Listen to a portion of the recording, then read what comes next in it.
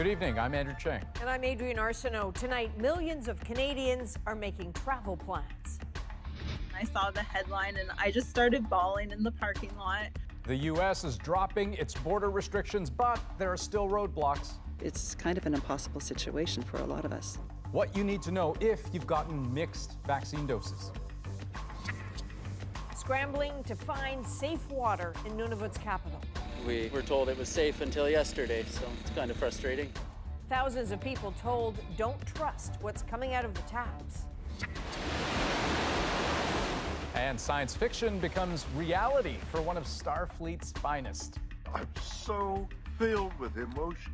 William Shatner's poetic response to a moving mission. Plus, Hillary Clinton and her Canadian writer pal on what it takes to craft a political thriller. I want to thank you for this book. It has stressed me out for several days. I love that that's your reaction. This is The National. During the pandemic, for most Canadians, a drive across the U.S. border has been off the table. Sometime next month, though, that's changing. Yeah, Canadians will be able to make non-essential trips into the U.S. with just proof of full vaccination. It could change lives, but there's also a lot of fine print. Now, the impact could be massive. In 2019, Canadians made a total of 32.4 million car trips into the United States, and data suggests the pandemic cut that traffic by roughly 90%. But will it come roaring back? Well, consider. It's not clear the new rules will apply to Canadians who mixed doses of two different vaccines. We still don't have an exact date for the reopening, and so far, Canadians will still need a negative COVID test in order to return home. Katie Simpson has more on what we know and how the announcement is already changing more than just travel plans. Pandemic border restrictions robbed the de Klerk-Musgrave family of so many more moments like this. Mom Jaslyn and daughter Maddie live in Tillsonburg, Ontario, while Dad Thomas lives a 3-hour drive away in Ohio.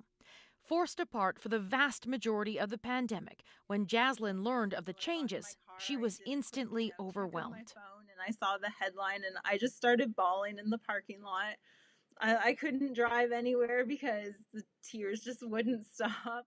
Fully vaccinated travelers will be allowed into the U.S. at land and ferry border crossings starting in early November. Proof of vaccination will be required, while there is no requirement for a negative COVID-19 test. Those who had AstraZeneca will likely be included, and a decision on whether to include those with mixed vaccine doses is expected by the end of the month. So we want to get to that fully reopened state as quickly as we responsibly can, but it's always first going to be guided by doing what's right to beat this pandemic.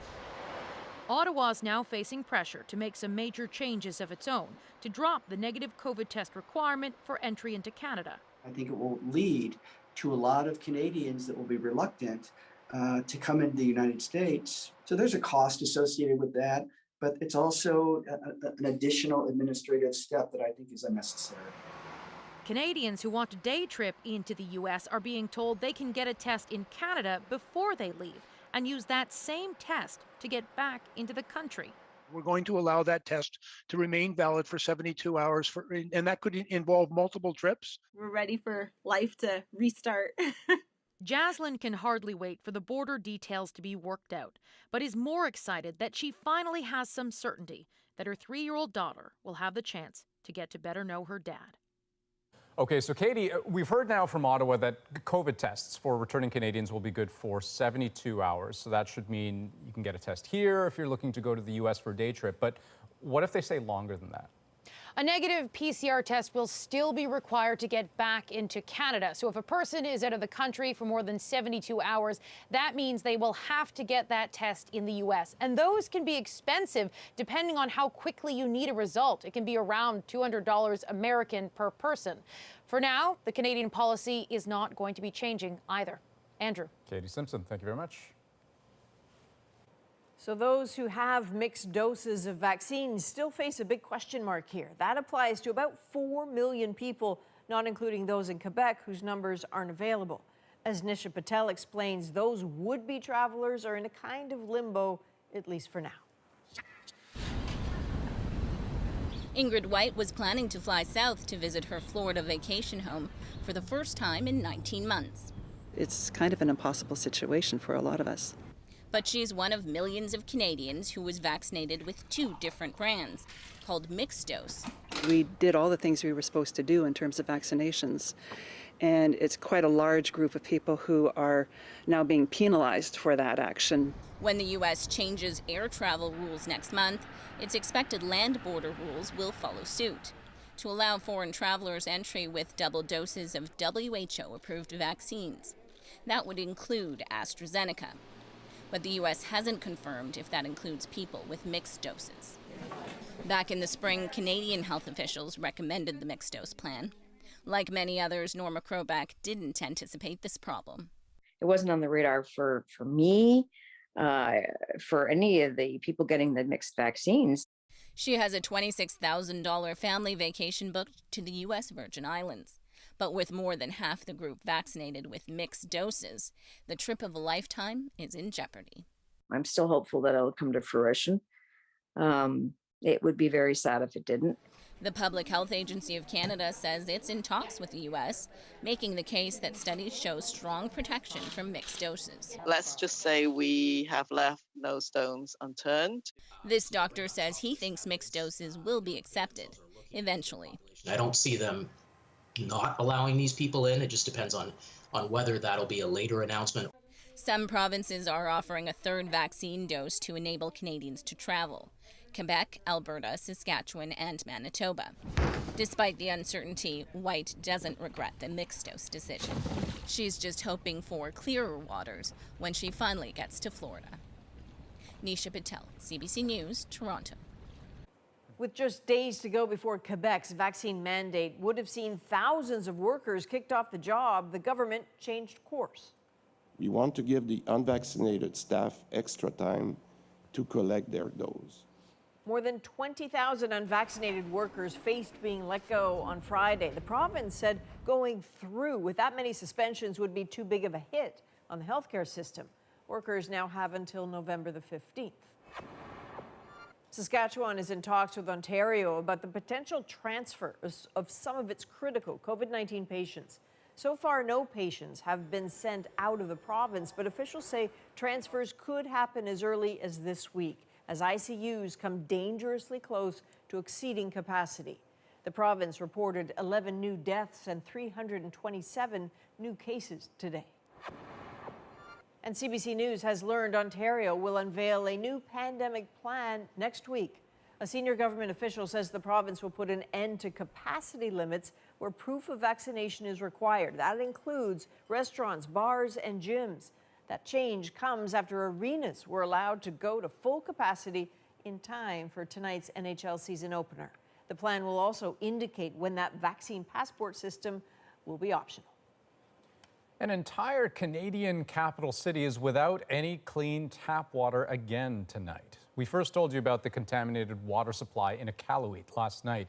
But today, as Jackie McKay shows us, there is no sense of when the crisis could end. The Sylvia Grinnell River is Iqaluit's safest water source right now. Getting fresh water because we were told not to drink the water, tap water at home, and it does smell like diesel. Dinos Tikovic was among the people gathering water at the river's edge. Others lined up at trucks filled with river water in the city's center. Both sources need to be boiled for 1 minute, according to public health. Drastic measures, all because the city's tap water might be tainted with fuel. Pregnant women and infants are being told they shouldn't even bathe in it. My wife's breastfeeding, so she's been consuming this water for a couple weeks now, and we were told it was safe until yesterday, so it's kind of frustrating. On social media, people have been complaining the tap water smells like fuel for more than a week.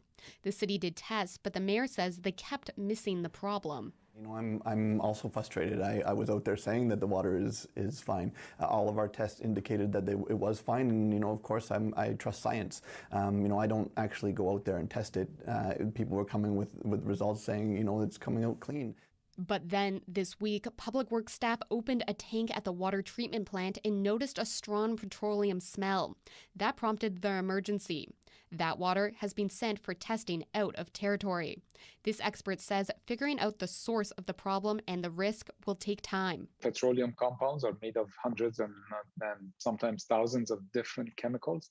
So it's very difficult, and usually you need specialized labs to actually look for specific compounds. Meanwhile, local stores are running out of bottled water, and some residents are paying as much as $40 a case. Having our stores provide water is not a great function for us because it's so expensive. The government in Nunavut is flying in 80,000 liters of water, while the territory waits until next week for those test results to come back. Jackie McKay, CBC News, Iqaluit. New revelations emerging from Canada's military tonight. The man tapped to lead the army is under investigation. Travis Danraj now with what this latest controversy means for the Canadian Armed Forces. Brigadier General Trevor John Kajik. He was set to lead the Canadian Army. Now, Lieutenant General Trevor Cadieux is being investigated by military police. Acting Chief of Defense Staff General Wayneer was notified about an investigation into Cadieux on September 5th. Just before he was supposed to be sworn into one of the military's top jobs. In a statement, the Department of Defense says it acted right away. The same day, the previously planned change of command ceremony was to be postponed to allow a Canadian Forces National Investigation Service investigation to run its course. But the postponement of the ceremony is not an indictment of Lieutenant General Trevor Cadieux. The Ottawa Citizen was first to report the investigation. The newspaper reports he is being investigated over allegations of sexual misconduct. Cadieux denies any wrongdoing, saying, quote, "The allegations are false, but they must be investigated thoroughly to expose the truth." He says he's cooperating with investigators and has asked the military to replace him with someone else. Quote, "Canadian Army soldiers deserve a leader who is unencumbered by allegations." Cadieux is the latest top military leader to face allegations. Difficult headlines for military women who have reported sexual misconduct. Dawn McElmoyle says she was assaulted in the military in the 90s. It's like being re-traumatized again because you can't, when are they going to get their act together? Like, when am I not going to see it in the news on a constant basis? Just a week ago, the Prime Minister had tough words for the military. Despite the work that we've done, the military still doesn't get that survivors need to be at the center and the unique priority of everything in regards to sexual misconduct and harassment in the military. And this shows they simply still don't get it. So Travis, as you say, tough words from the Prime Minister last week. What is Ottawa saying about today's developments? Hey there, good evening to you, Adrienne. Well, we reached out to Defense Minister Harjit Sajjan's office for comment, and we received a very short statement saying he was made aware of the investigation on September 5th, and it would be inappropriate for him to comment. Now, this comes as the Prime Minister contemplates the makeup of his new cabinet, set to be announced later this month, and it also comes as critics call for Sajjan to be replaced. Adrienne? All right, thank you, Travis. Travis Danraj in Ottawa tonight.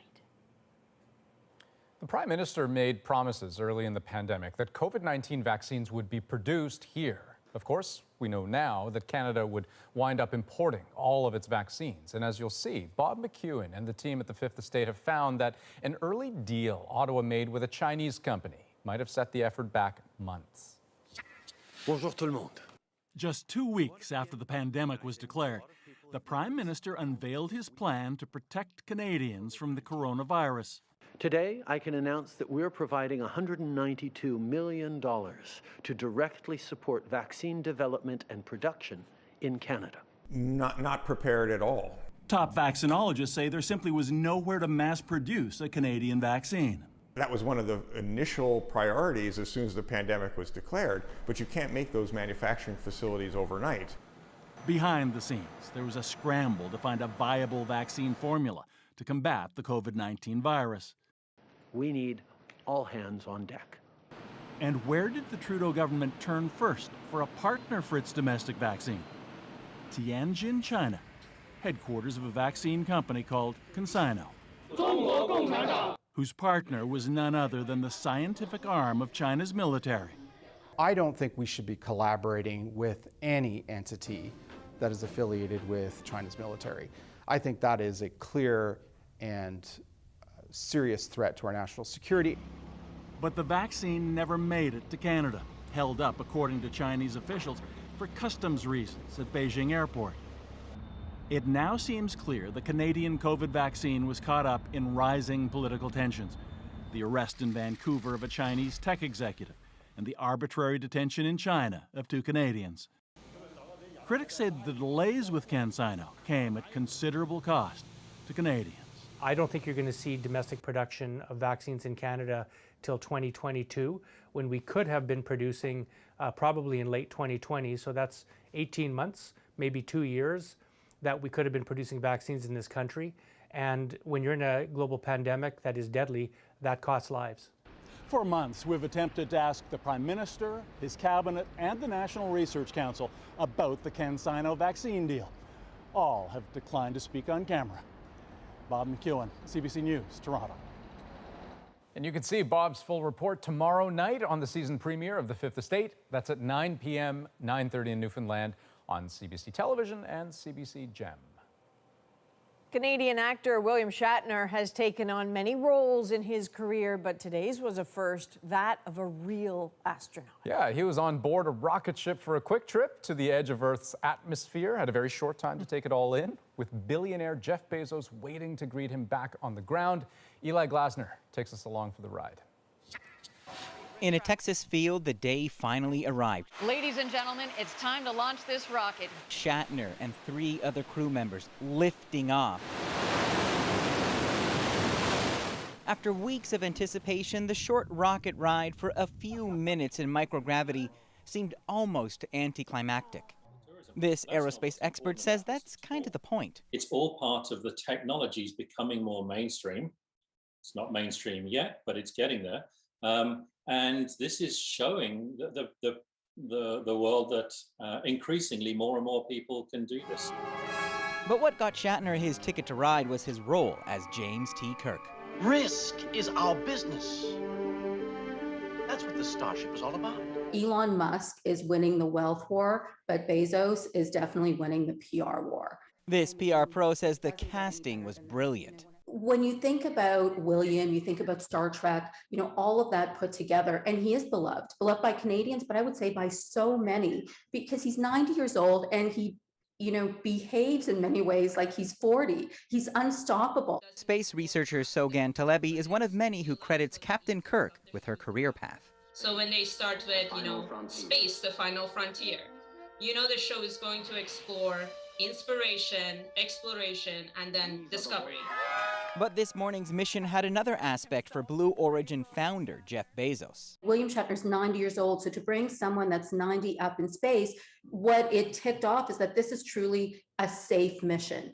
For all his showbiz bluster, when Shatner returned, he seemed humbled. What you have given me is the most profound experience I can imagine. I'm so filled with emotion. A real-world reflection from the captain who inspired so many.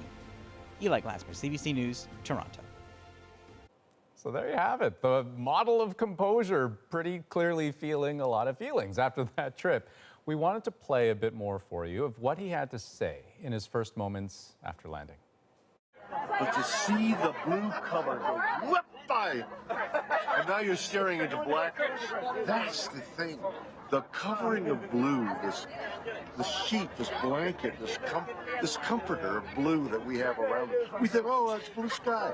And then suddenly you shoot through it all of a sudden, as though you whip off a sheet off you when you're asleep, and you're looking into blackness, into black ugliness. And you look down, and there's the blue down there, and the black up there, and it's just, there is Mother and Earth and comfort, and is there death? I don't know. Is that death? Is that the way death is?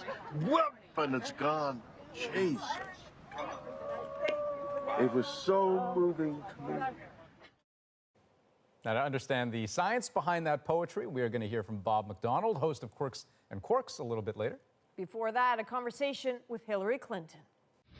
I want to thank you for this book. It has stressed me out for several days. I love that that's your reaction.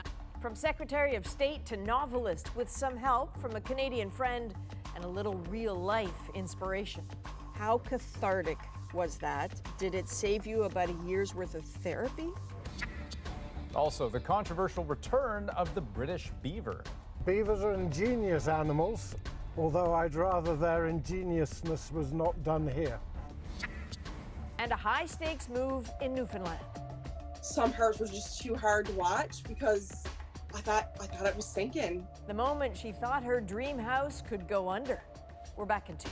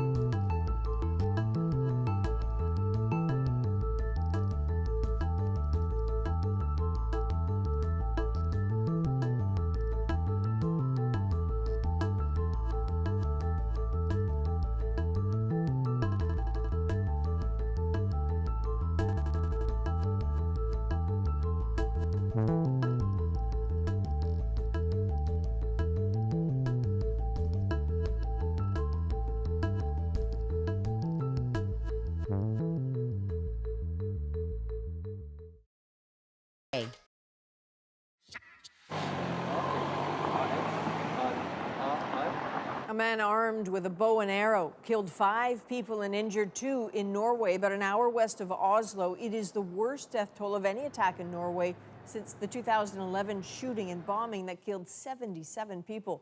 Police have arrested the suspect, who they believe acted alone. The motive remains unclear. That is Hurricane Pamela making landfall in Mexico today, slamming this resort town before being downgraded to a tropical depression. The storm is expected to move to the U.S. and bring heavy rain to Texas and Oklahoma. Europe's gas crisis has seen shortages and a doubling of prices at the pumps. But at an international energy summit today, Russian President Vladimir Putin pushed back against accusations that his country is making the crunch worse. Briar Stewart takes us through the petrol politicking. This international conference is about the global energy industry, but Russia's gas sector is in the spotlight because it's being accused of playing politics with its gas exports to Europe just ahead of the winter. President Vladimir Putin, though, said that isn't the case. Moscow, he said, isn't responsible for causing Europe's gas crisis. They should not lay one's own fault at someone else's door, he said, taking a jab at European officials who say Russia is exacerbating the gas supply crunch by not exporting more fuel than what's already been committed in long-term contracts. However, Putin did say Moscow would send more gas to Europe if asked. But this seems to be the quid pro quo. Russia's newly built 1,200-kilometer-long pipeline called Nord Stream 2. It's slated to carry gas from Russia to Germany, but it can't start operating until it gets approved by the German regulator. As soon as it starts, I mean, in full, definitely it will make a difference in the European gas market. Europe already gets 40% of its gas from Russia, and EU officials say they will be investigating any anti-competitive behavior. The EU will have a zero-tolerance policy on any market manipulation or speculation. This energy analyst says the ongoing rift is much larger than just Nord Stream 2. Instead, it's about Europe's plan to reduce its dependence on gas and oil. Russia very soon is going to be deprived of its revenues from export of those fossil energy sources, and they are resisting. And not only resisting, but going into some sort of an offensive.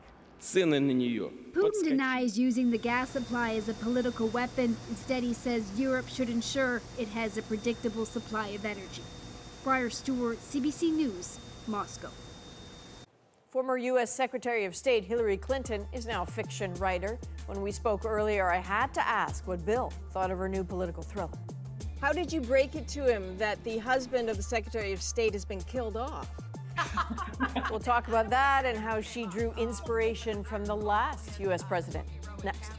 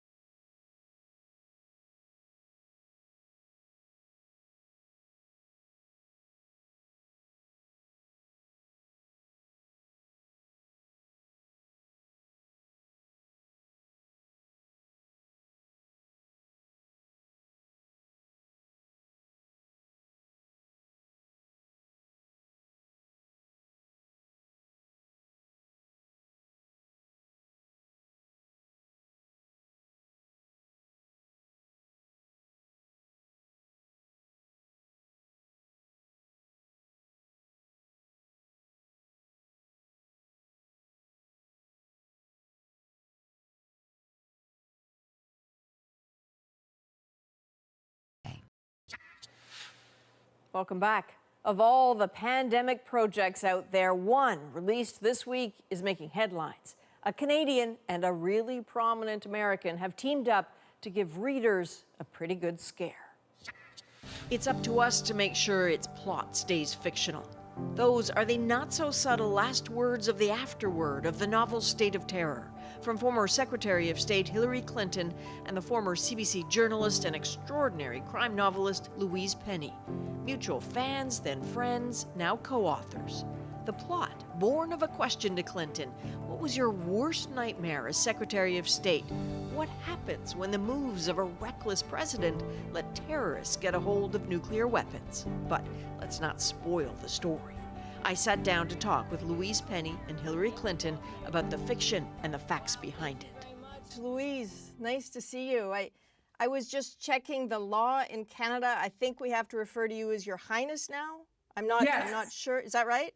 Yeah. And then in a little while, I hope it'll be Empress. Empress. Okay. What an honor to speak to you both. Absolutely. I want to thank you for this book. It has stressed me out for several days. I love that that's your reaction. I mean, we wanted it to be fun and a really exciting story with memorable characters. So I'm glad you're enjoying it.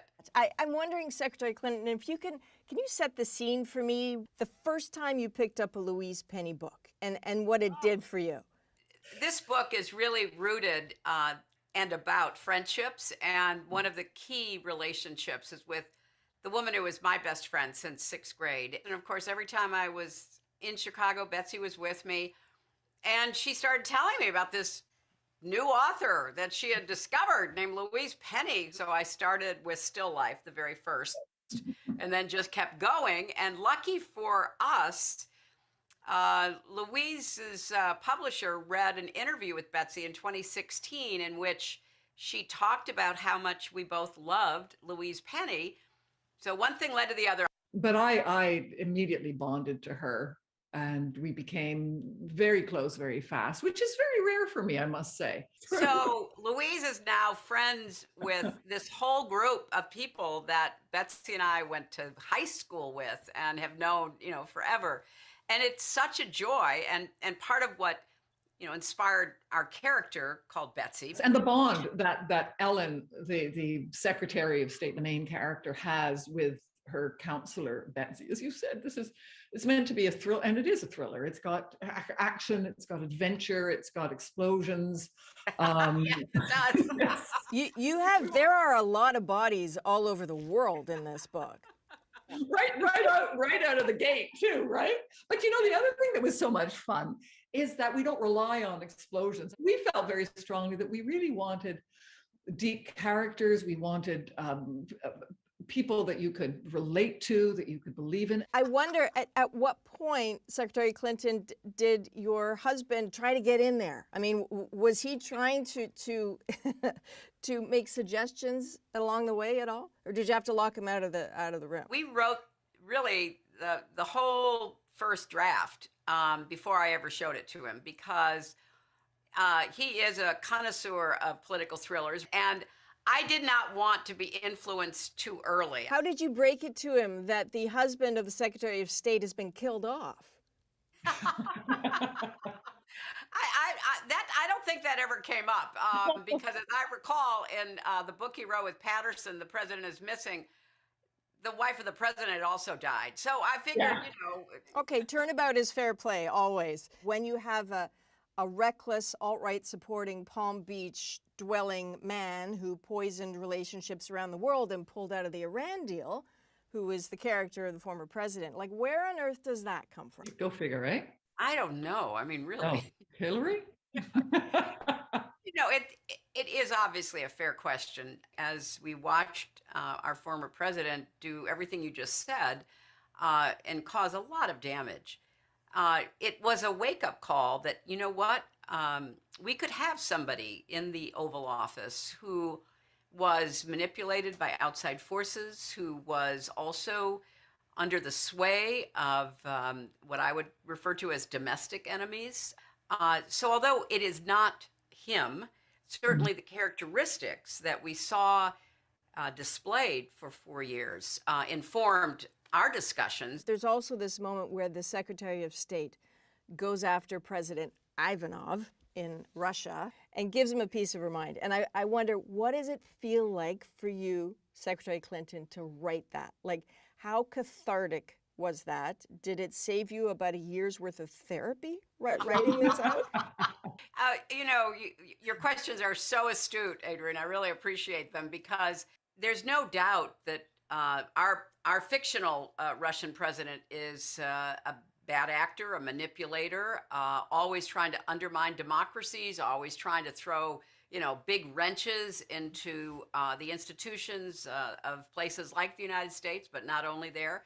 So yeah, it was cathartic, because, somebody like that poses a continuing danger, and we didn't want people to forget that. The other thing that's so interesting was that we started writing this a year and a half ago, discussing it a year and a half ago, before the Afghan pullout, before all of this. Before the election. Before the election. She foresaw every step that has happened along the way. The pullout, the chaos, the Taliban coming in, Al-Qaeda coming in with the Taliban.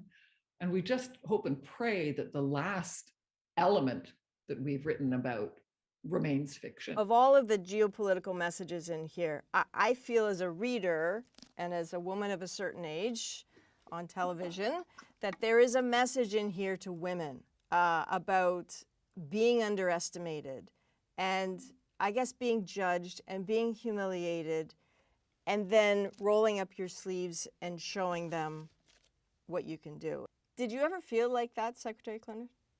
Oh, absolutely. And you know, the whole point of making our protagonists, the heroes of this story, two women of a certain age who, yes, have to use their wits, have to be resilient, have to keep going through not just being underestimated, but as you rightly say, being belittled. And it is meant to be a message, I think, first of all, to ourselves, as Louise and I worked on this, but also more generally, as you rightly point out, women have to own our own power. We won't be defined by anyone. We get to define ourselves. We've all felt diminished and belittled, but we've gotten up and done it anyway. Well, I mean, there are a lot of people, obviously, who didn't believe we could do this. And, no, and we're hoping we'll fail. Well, bring it on. Well, stuff them. Stuff them if they can't take a joke. Exactly. Listen, I cannot thank you enough for taking the time to talk to us. And great to talk with you. Thanks for a wonderful interview. Well, I really enjoyed it. Thank you very much.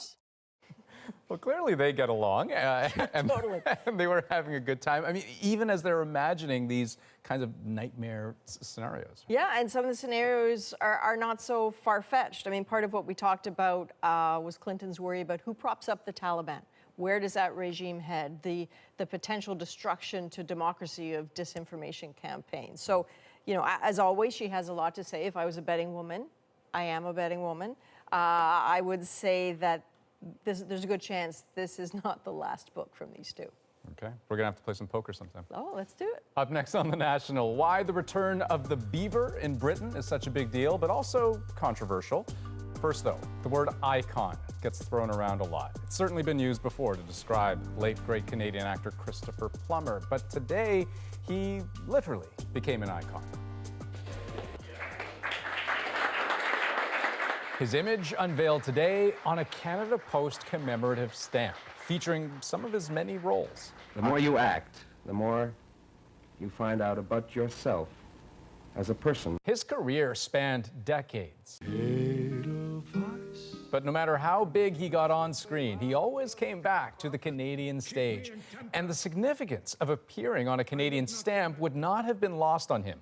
Before his death earlier this year, he was consulted throughout the process. To be given this stamp was the greatest honor you could wish for, being a Canadian, and he thanks you very much.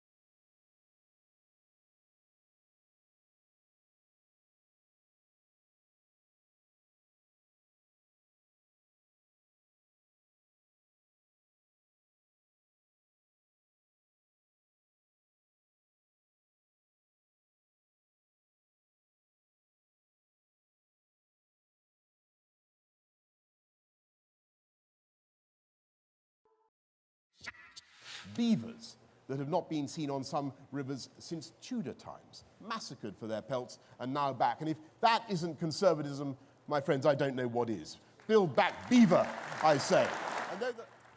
Well, that would be the British Prime Minister taking credit for that country's reintroduction of the beaver. So in Canada, of course, the beaver is an abundant national treasure. But in Britain, its return is part of a government policy known as rewilding, essentially repairing damaged ecosystems. Yet there are some out there who are not embracing the busy rodent because that is the problem. The beaver is busy. Chris Brown explains. For those who've gathered on the shore of this English pond, it's like being an eyewitness to the rebirth of a species. Two beavers, a male and a female, are getting a new home in a place that hasn't seen a beaver in a very long time. It's all new for them, but we'll give them time to adjust, but I think they'll be very happy here. This is why in Britain we're really excited to bring this species back. Beavers in Britain were hunted to extinction in the Middle Ages, more than 500 years ago. But thanks to conservationists who've pushed to change laws and get government backing, they're slowly on the rebound. I think there's still a nervousness about seeing this species widely released everywhere. So these projects will demonstrate to people what beavers do and don't do. I'd say we've not seen this species for several hundred years. So there's lots of rumours, there's lots of suspicion, there's lots of misinformation. Arguably more than anyone, Roisin Campbell-Palmer is responsible for Britain's beaver resurgence. Some people even call her Britain's beaver lady. I'm coming up to my 13th year of working directly with beavers, so this is, to me, the highlight of my work. She started these beavers on their journey by trapping them in Scotland. That's where most of the UK's beavers are found now. She teamed up with a Norfolk environmental group whose members worked for 8 years to find a home and get permits so the beavers could be released here. For Jonah Tosney, seeing them was the culmination of a lifetime's work. Massively excited, actually, yeah. It's the biggest thing I've done in my career. Every native Norfolk species you can imagine that's associated with wetlands or ponds, they absolutely thrive when beavers arrive. Scotland still only has roughly 1,000 beavers across the entire countryside, so it's not like it has that many to send to England. But even that relatively small number has proven extremely controversial. The return of the beaver to Britain has become a gnawing problem for farmers. Do I like beavers? Beavers are ingenious animals, although I'd rather their ingeniousness was not done here. Adrienne Ivory farms near Perth, and he's had lots of run-ins with beavers and their tree-chewing, dam-building ways. And we've had dams, I'm 6 foot, and I've had them way above my head, and the only way we can get them out is with a digger, and I have to pay for that expense. Ivory showed us how beaver activity along a creek has ruined his fences, caused soil erosion, and flooded crops. So when you say 7 acres got flooded out, just to be clear, you already had the seeds in the ground? Yeah, we'd already sown the crop, it had already been ploughed, drilled, rolled, seed was coming through, so all that expense had already been incurred, and then it was completely gone, rotted out. In Scotland, beavers are listed as a protected species, but farmers still got government-issued permits to kill at least 70 nuisance beavers last year. That triggered a lawsuit and has aroused the passions of beaver defenders, who believe a species that's recovering must be preserved, not killed. The beaver than the Scottish town of Alyth. The beaver experience this evening is we'll see this wonderful beaver wetland, we'll look at the dams. Ecologist Daniel Muir has a booming ecotourism business, taking people out to see beavers in the wild. You know, you can see where they've chewed off the branches. These so-called beaver safaris are meant to show that wherever beavers move in, new plants and animals follow. That's the beavers, you know, providing homes for lots of wee beasties. Here, as in most parts of the UK, there is little true wilderness. Most of the land is carefully organized and managed, and beavers mess it up, which is at the root of the tension. All these farmers on the Ericht and the Isle and the Tay have got these licenses to kill them, and you know, these animals, you don't know if they're going to manage to survive. And I just think it's a shame that, well, first of all, that we don't carry out lots of mitigation measures so that humans and beavers can live alongside each other in harmony. And if beavers are to be relocated, I would love them to be relocated here in Scotland. On the farm, Adrienne Ivory says he prefers to trap rather than kill beavers and move them to places where they're wanted. But he knows not all farmers have the patience for that. What's the solution? You know, that some people say extermination and some people say, they can't be touched. My belief is it's somewhere in the middle. We as farmers need to learn to live with them, although we have to have the tools in our armoury to be able to take dams down and stuff like that to mitigate our losses. The reintroduction of beavers to Britain has been an ecological success. In just a decade or so, the beavers have quickly adapted. It may take the people who live around them a lot longer to adapt to them. Chris Brown, CBC News in Norfolk, England. That is quite the story. Okay, next on The National, another one, that historic space voyage for TV's Captain Kirk. What you have given me is the most profound experience I can imagine. I'm so filled with emotion about what just happened. We are going to get some of the science behind what William Shatner felt today from Bob McDonald, host of Quirks and Quarks, right after the break.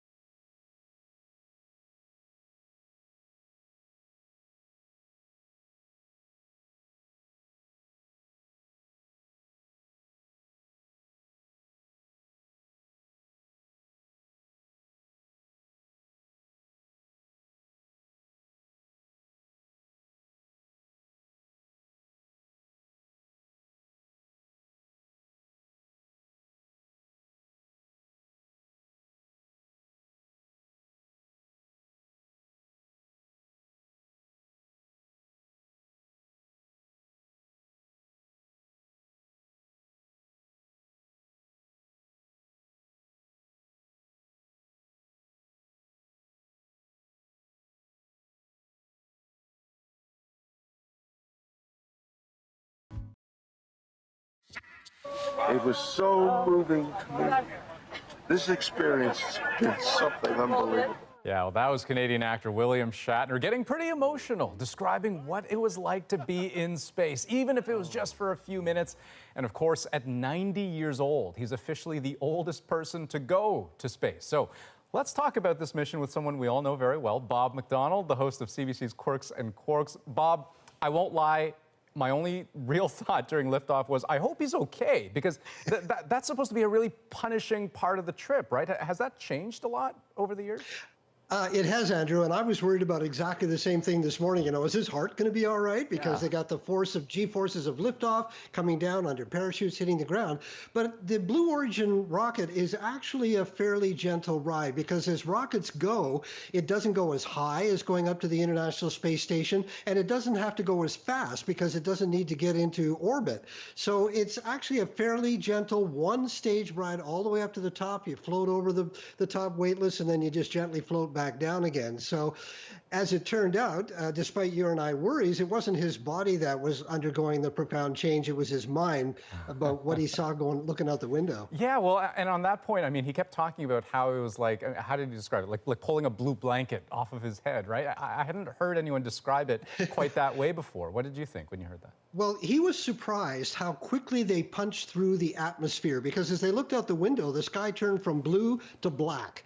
And even the sun was still up in a black sky. And he was astounded at how thin our atmosphere is. Because the Earth's atmosphere, if the Earth was an apple, the atmosphere would be the skin. That's how thin it is. And he saw that for real and realized that's it. That's where we live. And looking out into the blackness of space and knowing how far that goes and how deadly it is, he saw life and death. He saw the living Earth in a very large, deadly universe. And it just really made him appreciate how special the Earth actually is. And it was overwhelming. I've never seen somebody come back from space and burst into tears. It was a powerful experience. Bob, very quickly, what's your bottom line here? How relevant a trip we should look at what happened today as being? Well, it's space tourism, and my hope is that enough people will do this, the price will come down so that you and I can go up, Andrew, and get a real appreciation from Earth. The more environmentalists, the better. Someday. Bob, always a pleasure to talk to you. Thank you so much. Thank you, Andrew. Now, earlier this year, Shatner spoke with Ian about turning 90 and his legacy beyond Star Trek. You can watch that interview on our YouTube channel. We'll be right back with tonight's moment.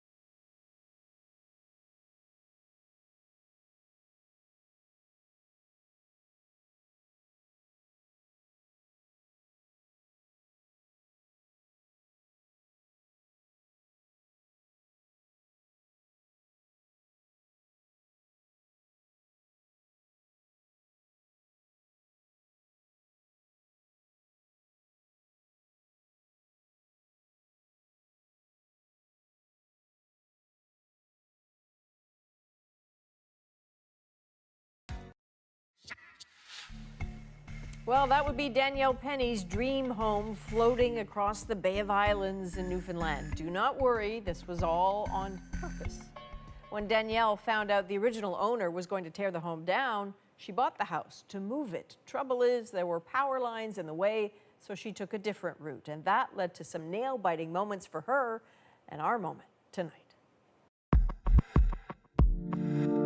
I watched in parts because some parts were just too hard to watch because I thought it was sinking. I guess we didn't have enough dories there at one point, and it started to tip and take on the water. I thought at one point that the house is gone. We're never going to get it back. I turned around and I had to face the mountains because I said, I just somebody give me a play-by-play so I don't watch my house go underwater. We had that structure up underneath, and we attached 28 barrels, like drums, to the bottom of it, and we put it in the water. The barrels had to be attached to the floor of the home, so the holes that was in the floor drained the water right out. And I was over there maybe an hour ago, and it was completely dry. We're going to be in it by Christmas. That is our plan, and we're just going to make it our home for now. So the headline is completely dry. And earlier today, when we were talking about doing this as the moment, I looked at the pictures, hadn't heard what she said, and I thought, this thing's going down. Like, I want to know what happened. Yeah, I mean, she seemed convinced that was going to be the case. I just don't understand what even the genesis of this idea was. I mean, does either she or her partner say, you know what, I have an idea, hear me out. It involves, it just seems so wild. Mind blown. It worked. It did. That's the National for this October 13th. Have a great night. Good night.